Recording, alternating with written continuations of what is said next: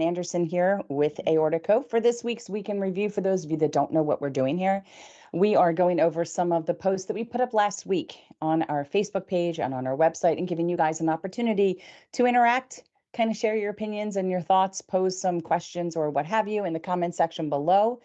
And then I'll get a chance to interact with you, which is always fun to do. So before we get started, do me a favor, click like,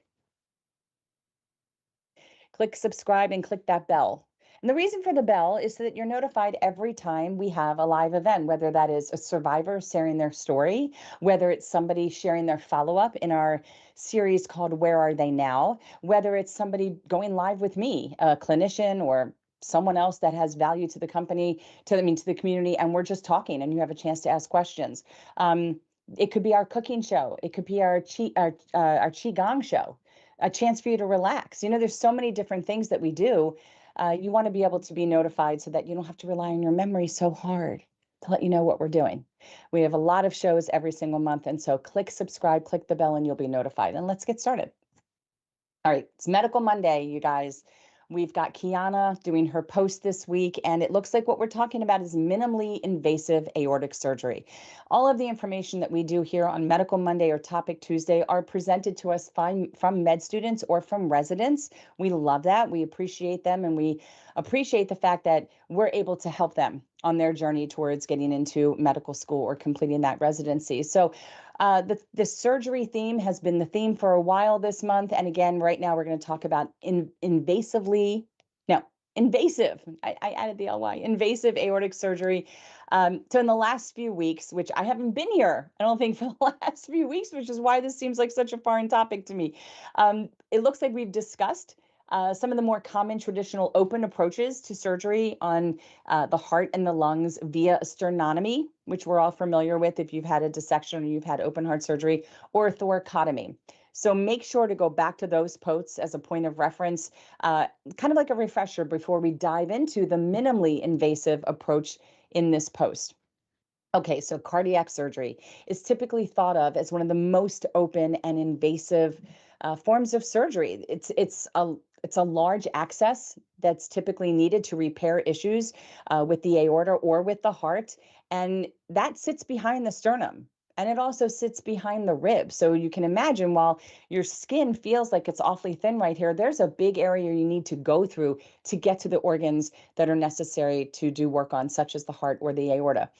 But there have been a lot of recent medical advancements that have allowed for some procedures to be performed in a much more minimally invasive manner via smaller incisions for patients, the avoidance of the many risks that come with open heart surgery. And when it comes to minimally invasive aortic surgery, we're talking about thoracic endovascular aortic repair, or you've heard it described as a TEVAR. That's thoracic endovascular aortic repair. And that's really the most common approach.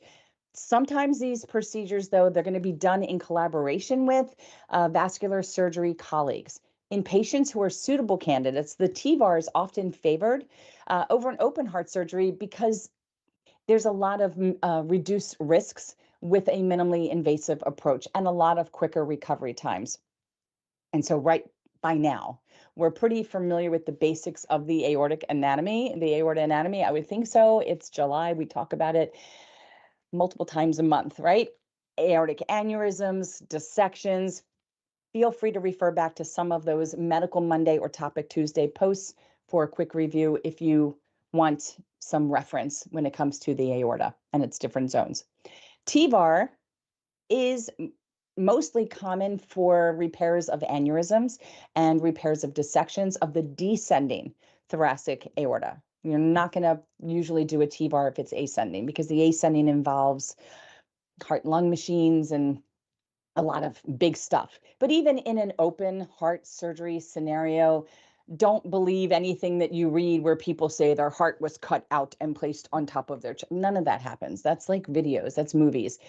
It's just very invasive. It's very invasive because they have to literally turn your heart off and attach it to a heart-lung machine that is going to do the work for your heart and lungs instead of you doing it, because this way the heart is moving minimally and they can actually access the areas they need. But with minimally invasive procedures such as the T-bar, it is going to be the descending thoracic aorta, which is the segment of the aorta that is past the arch, and it runs down your chest towards your belly. Okay, so it's going to lead you into all the areas that come up with the abdominal area.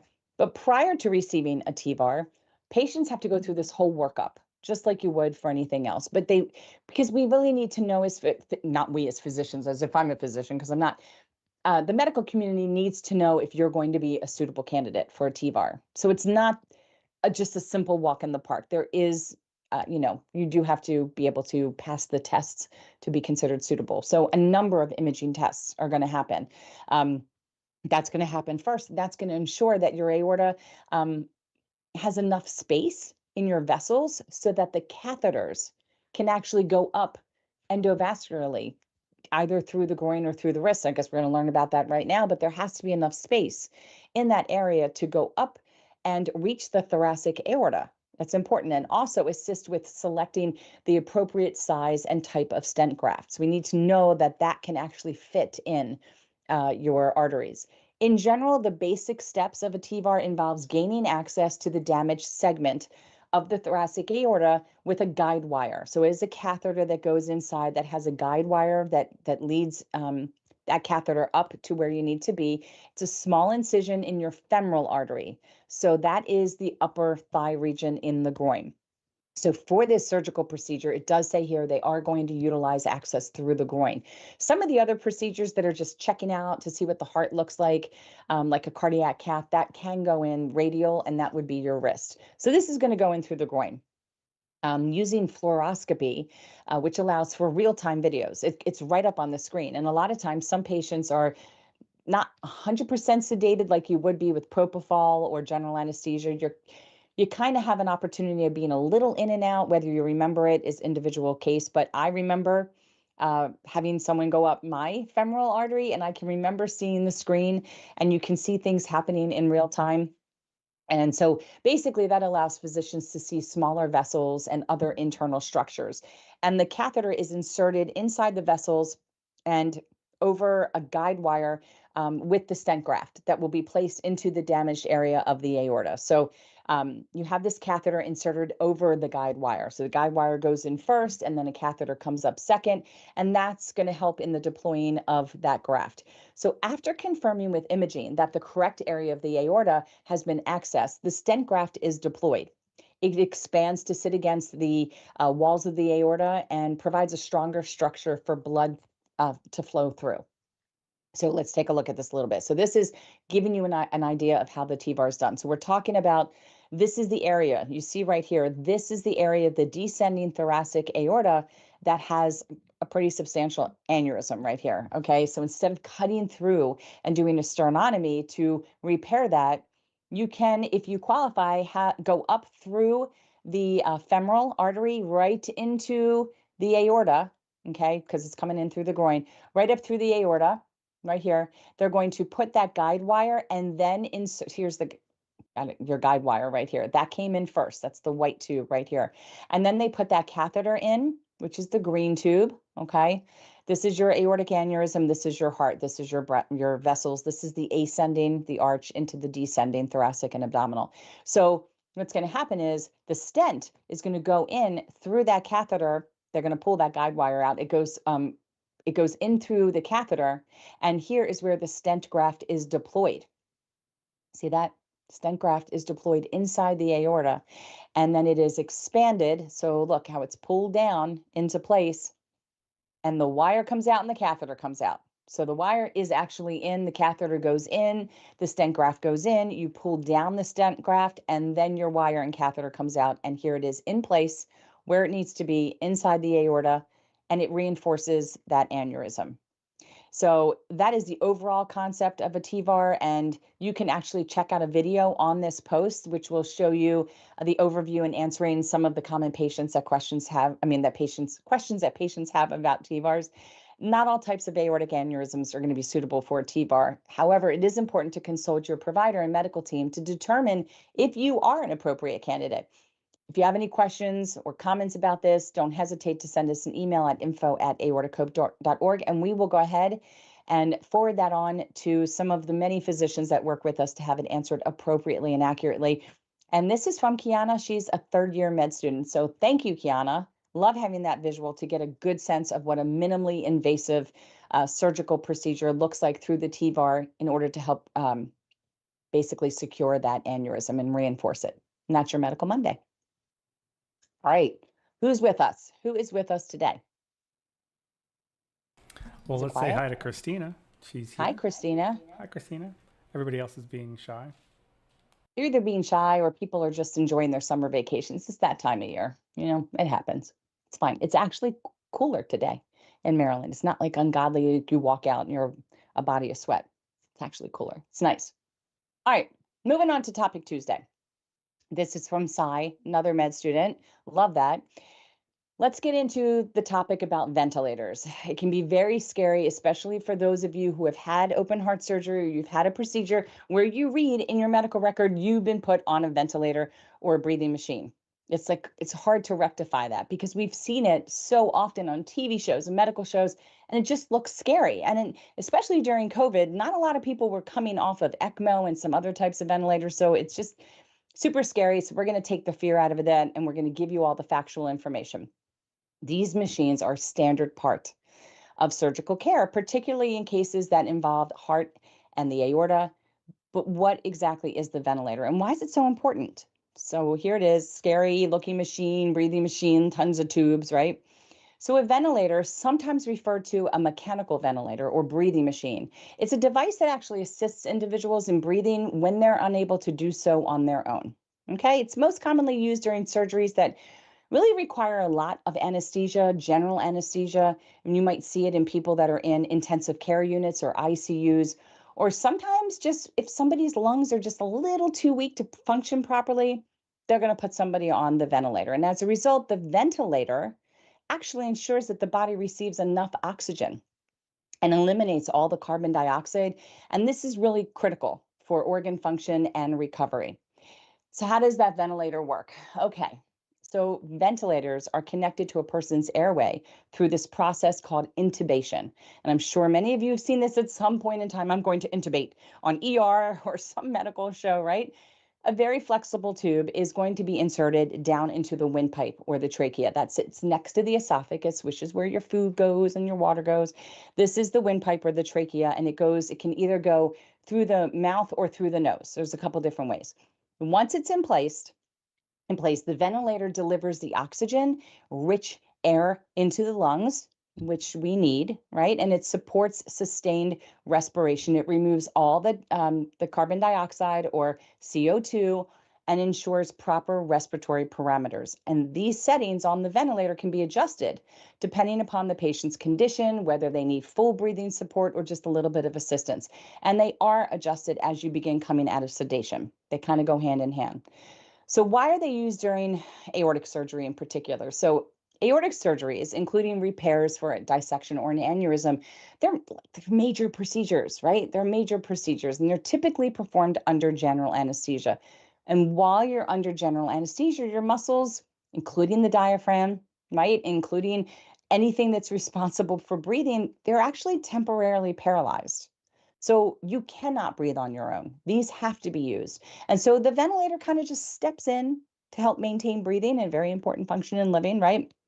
It helps maintain breathing throughout this procedure. And in surgeries involving the chest and major blood vessels like the aorta, ensuring stable oxygen delivery and controlled breathing, it's essential. Okay.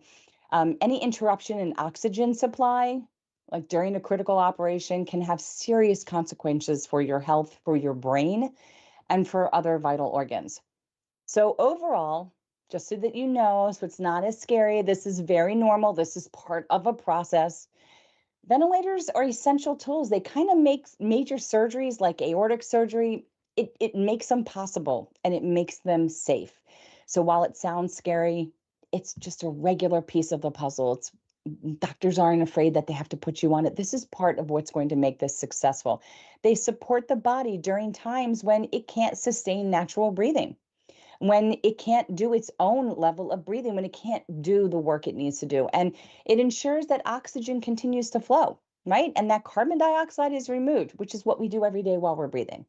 So ventilators are a good thing, you guys. And I hope that this answers any questions or fears that you might have. It alleviates the fears. If you have any questions, you can always send it to us. This is a good one. This is a topic that's often brought up.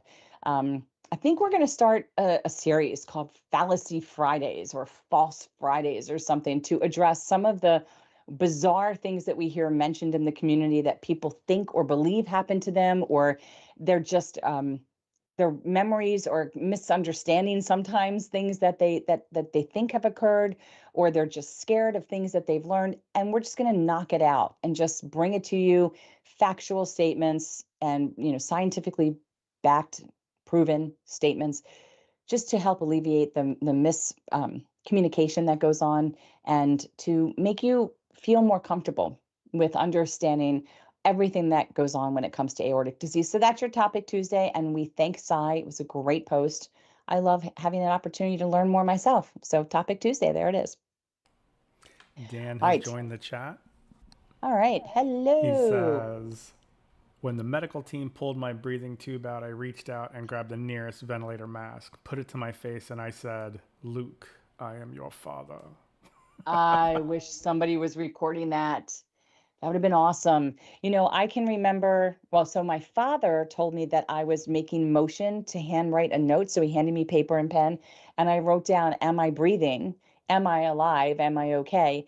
And then I remember thinking to myself that I am Aquaman, that I can breathe.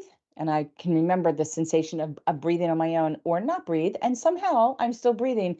And then I heard the nurse in the distance saying, cough. And so I coughed, and I don't really remember the sensation of them pulling it out, thank God. But I do remember my father many times saying, stop it, Karen, stop it, breathe, breathe. So, because you're still kind of sedated. And when you're sedated, you kind of really slow down your breathing. But I remember my dad yelling at me, and I was thinking, I'm going to go do what my dad says, because why am I being yelled at? Yeah, the things we do and say, right? God, I wish we had I wish somebody recorded that, but they didn't. But thank you for sharing. That's a great story. That's great. Luke, I am your father. That's good. I like it. All right. We're moving on to last week, 6 days ago. Did you guys know it was Social Media Giving Day? Like, great day, right? So we've got Giving Day. That's very well known. That happens on a Thursday or Tuesday, actually, right around Thanksgiving. It's a big to do, blah, blah, blah. This is actually recognizing that it's a chance for people who are on social media solely to feel that power of community, compassion, and connection. And if you've ever thought about helping an organization, this is when it was highlighted. However, every day can be Social Media Giving Day. Okay, so whether you're a survivor, a caregiver, a medical professional, just an ally, you can always help aortic help.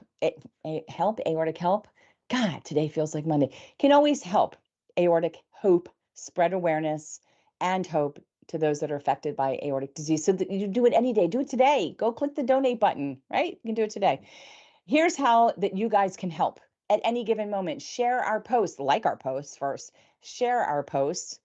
If you're on Facebook, right, you can share the fact that we have a main page. We've been doing that, and we've I think gone up by almost 300 people in just the last 3 weeks. It's been amazing to see the uptick. Love that. Thank you, everyone. Because the more people we have, the bigger the opportunity to really spread the awareness about aortic disease. Now, aortic dissections, I think a lot of people get confused thinking that aortic hope focuses on dissections. No, no, no, no. We focus on everything. We focus on aortic valve disease, whether it's congenital or it's something that's developed like regurgitation or stenosis.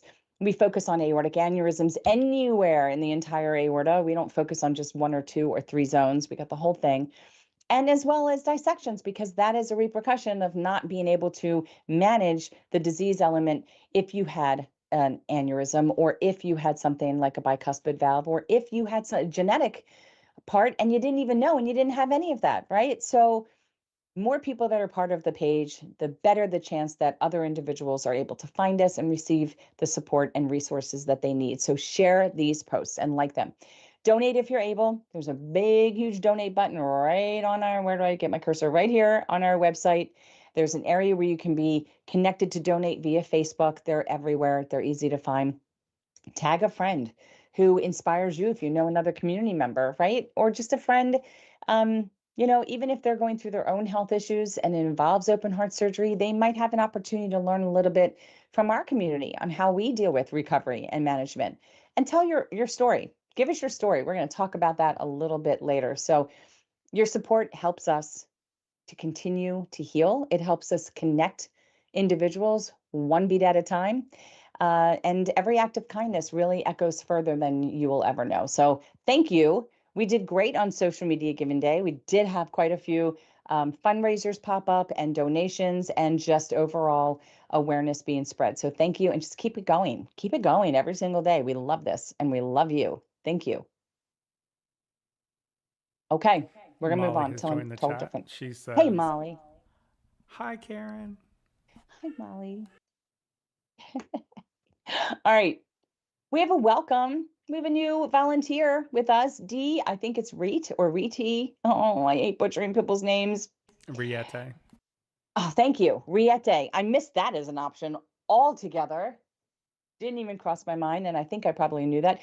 Dee is going to be a community liaison, and Dee's focus is going to be on wellness, including aromatherapy and Reiki, you guys. I'm really excited when we can. So we had a show scheduled.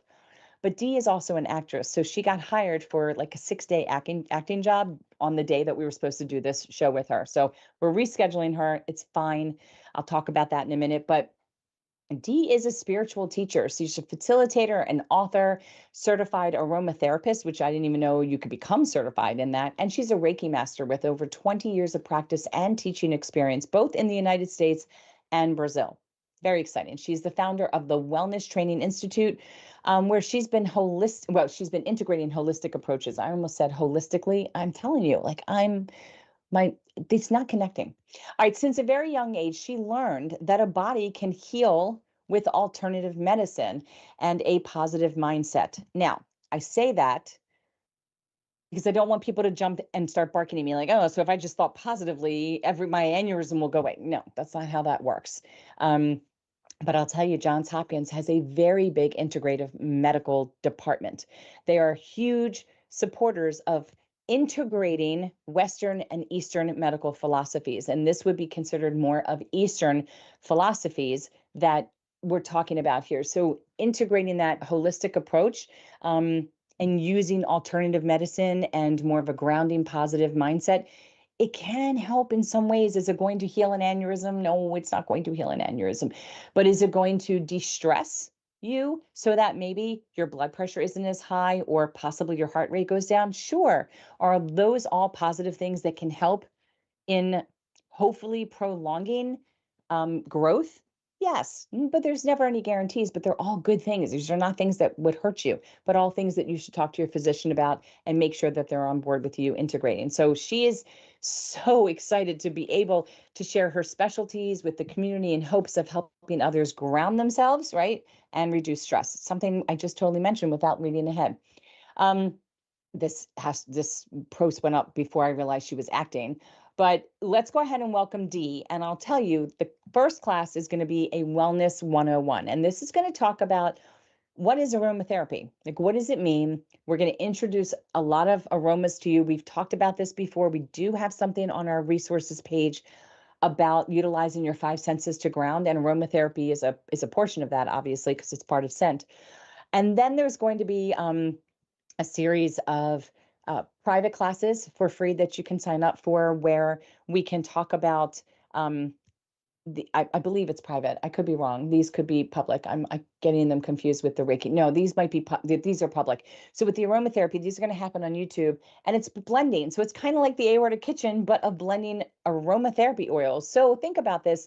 Every quarter, we're going to go through different scents that would be impacting you for that season. So when after the Wellness 101, we're going to let's talk about fall. Let's talk about fall scents and what that might help you with, especially even winter when we go into cold and flu. What are some of the blends that we can do to help open up your sinuses or help with sleep because we lose an hour, right, when we fall backwards. So there's a lot of different things she's going to talk about. Spring awakenings will be another one, and then summer sense. And I know she's excited and I'm excited. So she's going to tell us where we can pick up some affordable oils, what oils, I hope we find out what oils might be unsafe for our pets, right? To smell in the rooms are not all necessarily pet friendly. And then we will introduce Reiki. And we'll have a class on here open about what Reiki is. And then we will offer everybody to do a private session, private Reiki classes, where you will learn to harness your own energy and you will learn how to do Reiki for yourself. And there will be opportunity for you to sign up with her privately if you'd like to continue with your classes. But this is going to be, what is Reiki? How do we harness the power of our own energy? What does that look like? What's it going to feel like? What is the benefit? And then have a chance to learn about it and try it out and see what you think, right? So no harm, no foul. Let's see. Let's give Dee a shot. So excited to have anybody who's so excited to be able to be part of the organization. And so we welcome Dee as a community liaison. I want to smell eucalyptus because that's one of my Welcome, favorites. D. Eucalyptus, chamomile. I like anything that smells like a spa. It instantly de-stresses me. I can think about it right now and it's like I can almost pretend I smell it and it just is wonderful. Spa smells are wonderful. Not dirty, sweaty spa smells.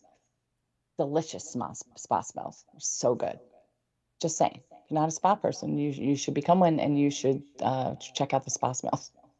Lavender, so good, so good. There's another one I love. I can't think of it. I like spearmint, mixed spearmint and lavender. It's amazing. Like they just. But some people love apple pie and cinnamon sticks, right? That's another good one that goes over and makes people feel nostalgic.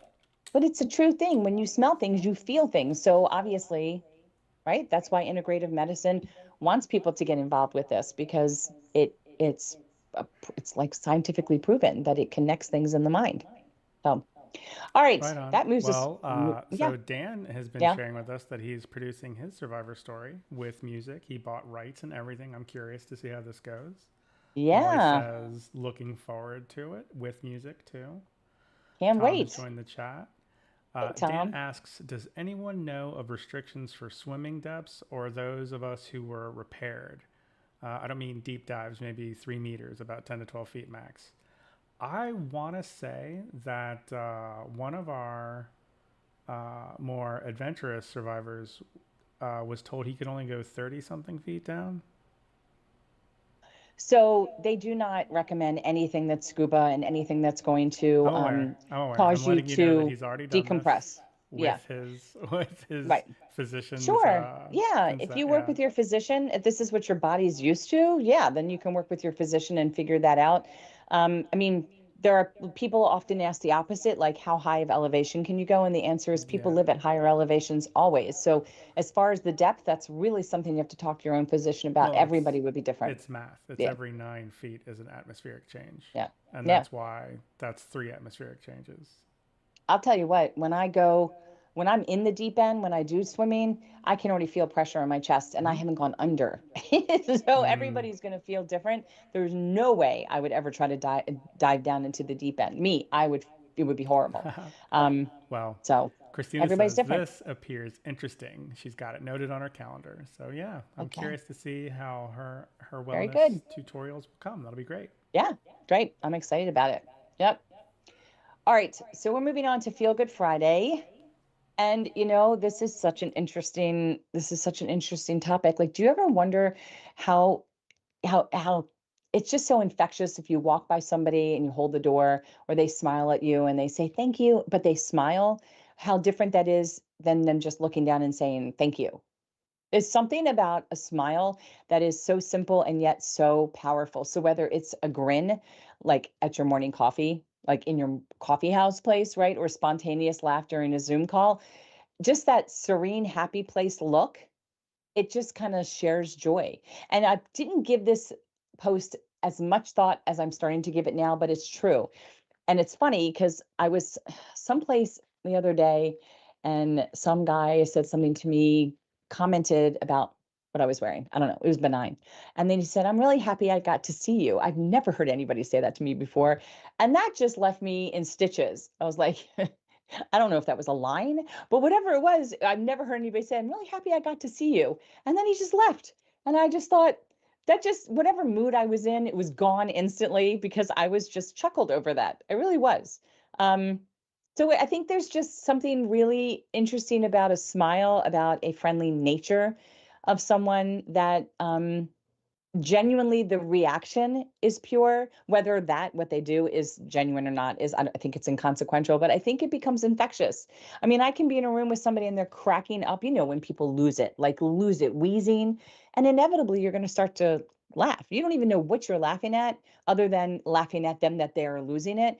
And it's just infectious. And that's just such a great way to feel at some point in your day, right? So we asked everybody to kind of post a selfie of themselves. I love how Nikki says PG rated selfie, capturing your Friday smile and what kind of was making you grin and made you happy during the week. And I love when I can see people responding. That means they thought about it.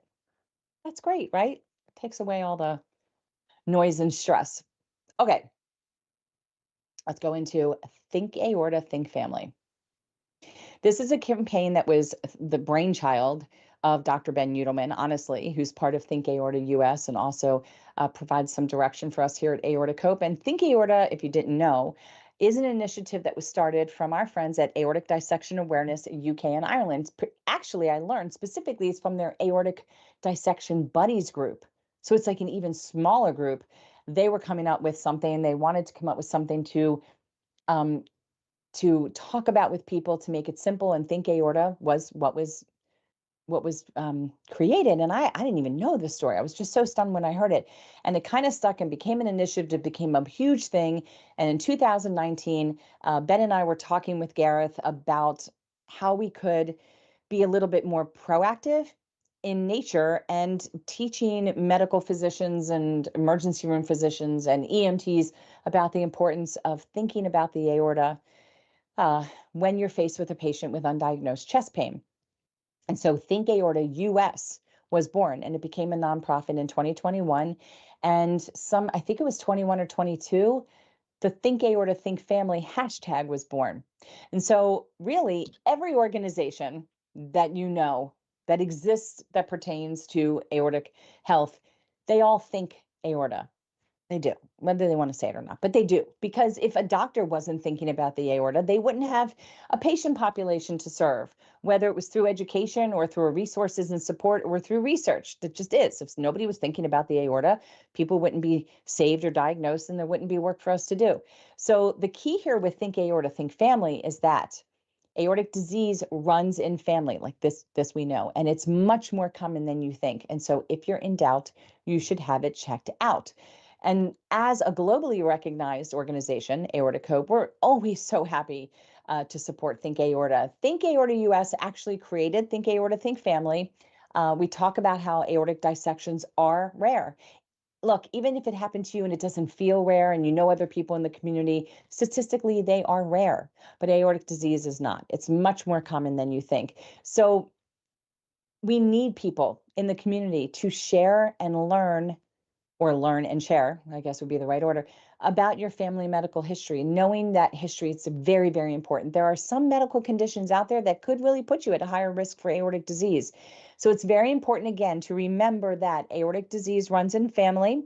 It's much more common than you think. And when in doubt, or if in doubt, please get it checked out. If you want to learn more, there's a link here directly to Think Aorta US, where you can even apply and request free posters to take into your physician's office or your local hospital. There's a lot that's on that page you need to check out.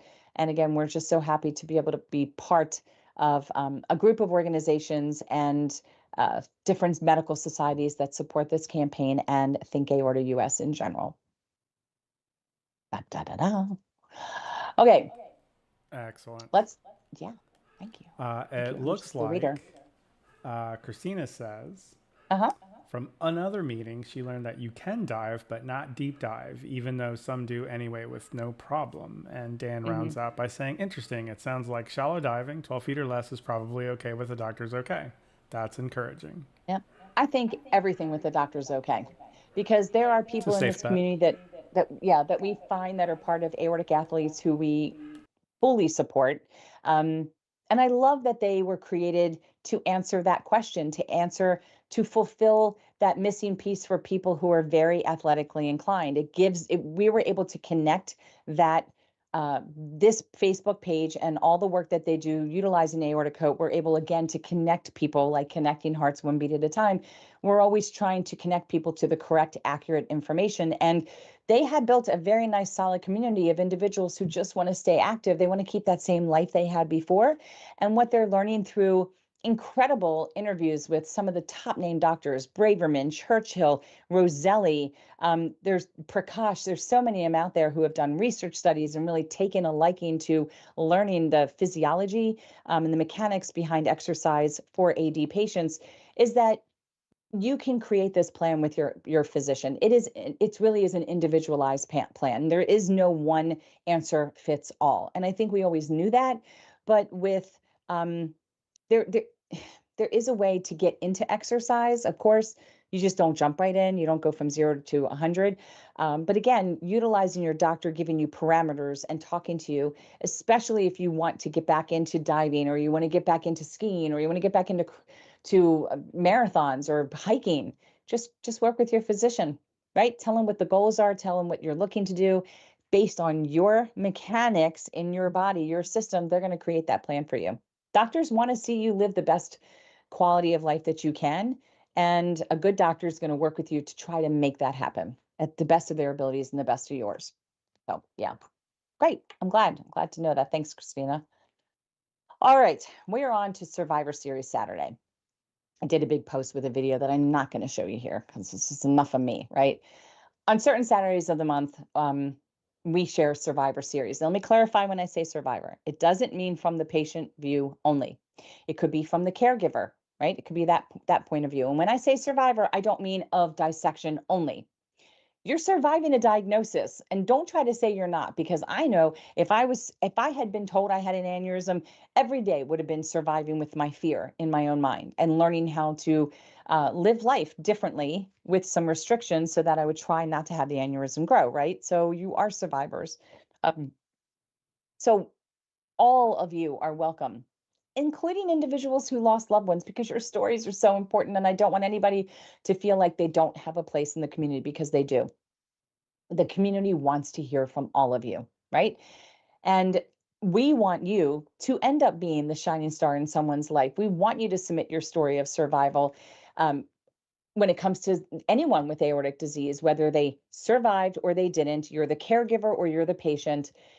You have many options as to how you want to share the story, by the way. You can do it in written form, you can do a pre recorded video, or you can be bold and go live like I am right now and listen to the chatter of the crowd that's watching, or take some questions from everybody. That's the bravest way. Well, I think all of them are brave, but it's the most in your face way, right? You're really out there. It's most exposed way, and it's awesome.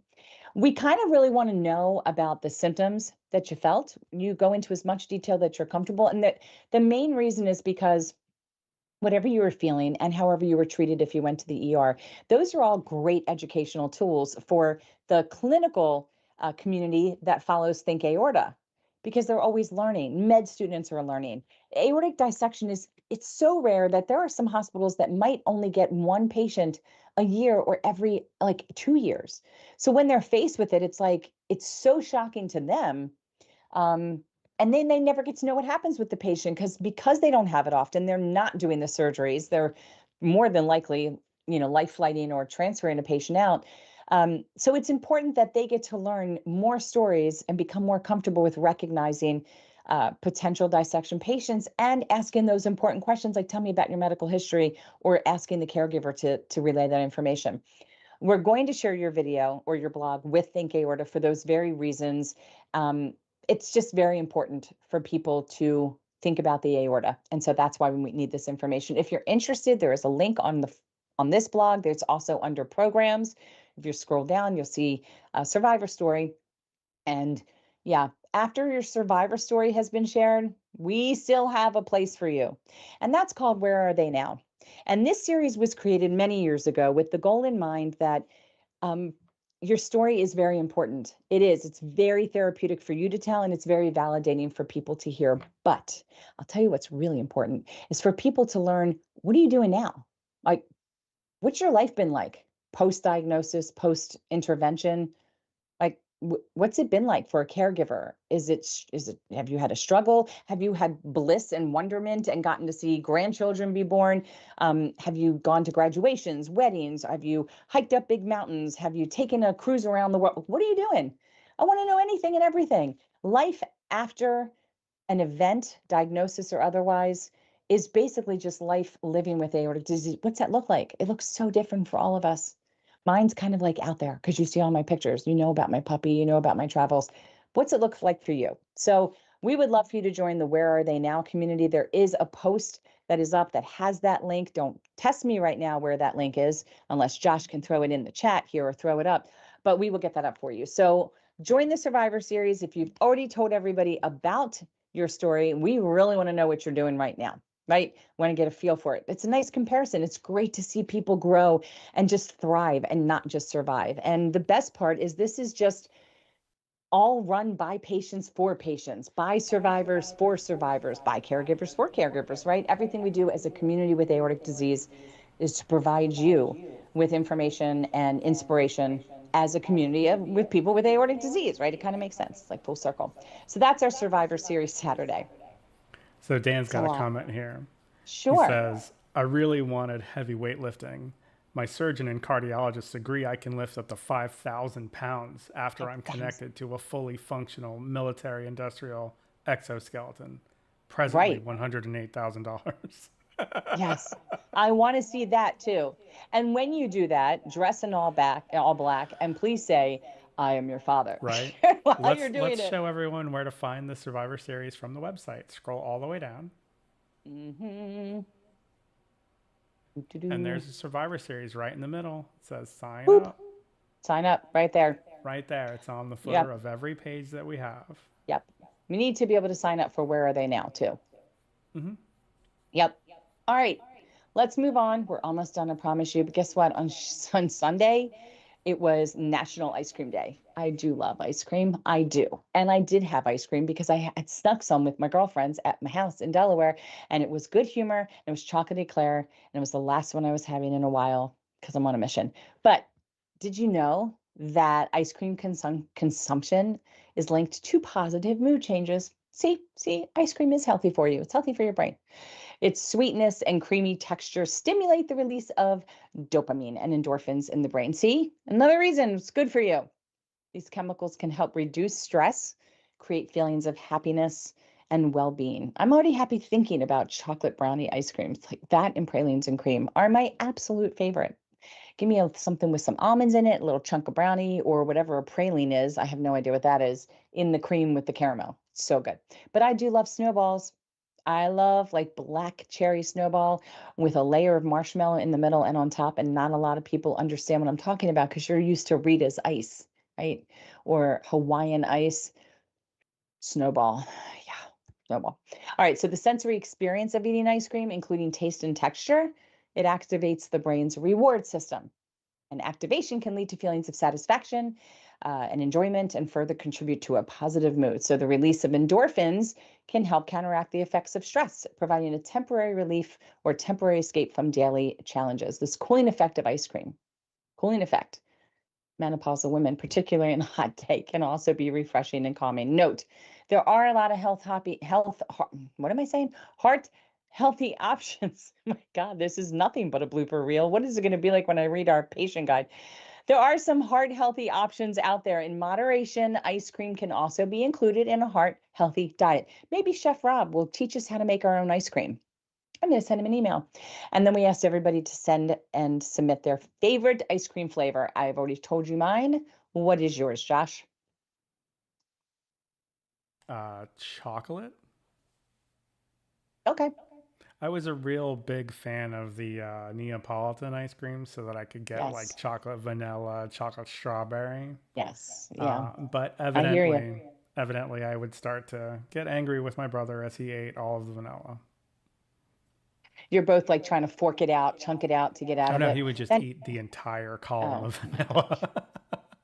I would do that with my sister with rainbow cake because I don't know, like we were both trying to eat our section of cake to just try to cut out the little sliver of jelly that's in between each layer of cake. We had that problem, but yeah, I like the Neapolitan. I remember you could buy them in square packs, right? And unwrap them. Am I remembering that Molly correctly as a says kid?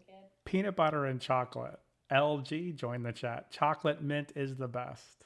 My husband loves chocolate mint. Mm. Absolutely loves it. And I can see it because I have tasted it. I can't do a whole scoop. I've tasted it and it's very refreshing. It's very refreshing. I just like getting to the little chocolate chips. Chocolate mint. Is that what it is? Chocolate chip mint. Yes. Peanut butter. Oh, We all know Molly's weird. yeah. All right, guys, let's talk about some Christina events. says coffee and But chocolate chunks. Of course, Christina gets coffee in hers. yeah, I couldn't do it. My heart would be racing. But I did try an espresso ice cream or a mocha or something recently, and I was like, damn, where's that been my whole life? So yeah, I see that too.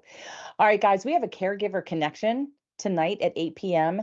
I've been posting like crazy about it. So if you know a caregiver or you are a caregiver and you have not yet signed up to be part of this connection, you can do so.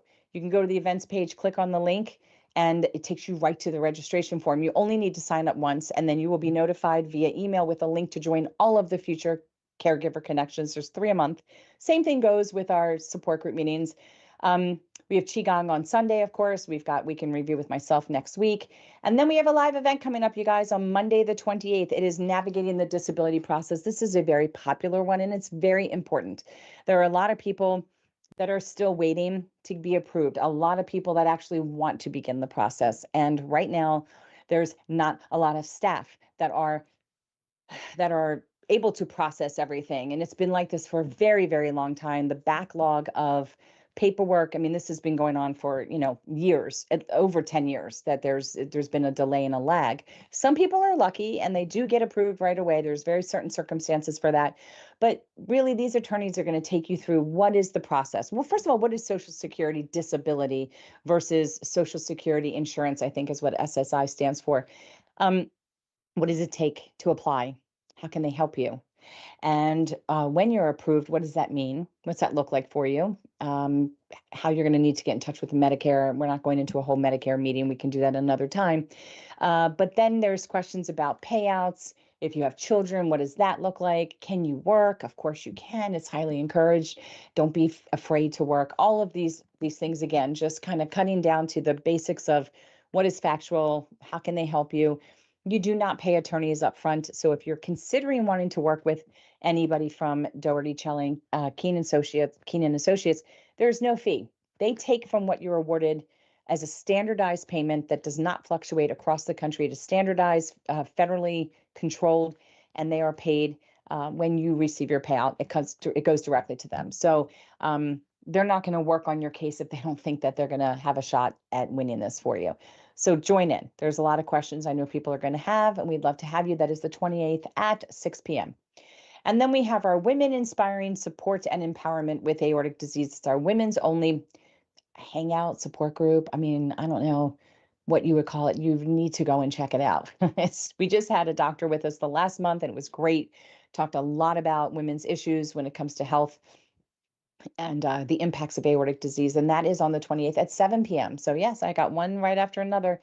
And then our general support group meeting that we always have open for everyone. The last one of the month happens on the last Wednesday all the time. Again, you will have to sign up for that. So if you're a caregiver and you want to attend that one too, you have to sign up in two places. Okay. If you're a patient, if you're a survivor, whatever you would like to call yourselves, this is the group for you. And there's 3 meetings that happen every month that you can join. So once you join once, you're going to be notified with an email with a link to join just prior to the start of that meeting. So we are pulling together our August right now. August looks like it's going to be a little bit of a break before we go into the very hectic, so overwhelming, incredibly informative and fun month of September for Aortic Disease Awareness Month. There's a couple cool things that are going down in September. Keep your eye out. We're going to start offering your chance to change your profile pic in Facebook with something that acknowledges aortic hope, as well as our every year This is what hope looks like campaign. We're going to start promoting that very soon so we can get everybody's pictures in. It keeps growing and growing and growing, which is awesome. And then we produce that video. It gets shown on September 19th on Aortic Disease Awareness Day. There may be a couple collaborations and town meetings across the globe where we're talking about how we're celebrating Aortic Disease Awareness Month. Look, some organizations just do a day. What used to be Aortic Dissection Awareness Day, it still is technically. A lot of us are just calling it Aortic Disease Awareness Day. There's also the whole week. And there are organizations that only call it Aortic Dissection Awareness Week, but it's Aortic Disease Awareness Month. I mean, that's what we call it. And that's what we're going to give you, as much information as possible. Really, a lot of it coming directly out of our patient guides, taking you through basically almost chapter to chapter throughout the entire month, providing you with some lighthearted information, some easy to understand educational information about this disease, and having some amazing guest speakers for our live Q&A. So, that's what we have coming up in September. That's a little snippet. That's a snippet. Getting hot in this office, getting hot. All right, that is all I have, you guys. Thank you so much for joining me, all of you. I think we've got Christina and Dan and who I missed another one, Molly and Molly and LG. LG. I knew there was an L. I could think LP, but that's an album, so it was LG. LG Thank you so says much. you got to have a good ratio of chocolate. 100%. And no salt. What is these ice creams? Salted caramel. Why would you put salt in the sweet? I get salt and sweet. Okay, But before you get on that soapbox, I have another show. I'm just saying. I'm just saying. Look, it's 3:51. I have 9 minutes. I have a captive audience, but no, I'm not going to take up your time. But let's talk about it. You eat something salty and you drink something sweet. That's the way that you handle it. And we will talk about this next week. But you don't put salt in ice cream. You don't put salt on chocolate. You don't put salt on caramel. What? I had salt on a chocolate chip cookie. It was disgusting. Thought it was sugar. It was horrifying. Next week, salt sugar debate. We're gonna have it. All right, guys, do me a favor. Click like this, click subscribe, click the bell so you're notified when we go live, and share this. Sharing is caring. Help us help others today so that they can receive the support that they need. And somebody else, even without aortic disease, is going to pick up on something. It could be the fact that they're going to have general anesthesia and they might be intubated, right? They're going to learn not to be fearful of that. All right, guys, that's all I've got. I'll see you next week. Have a good one. Take care. Thanks.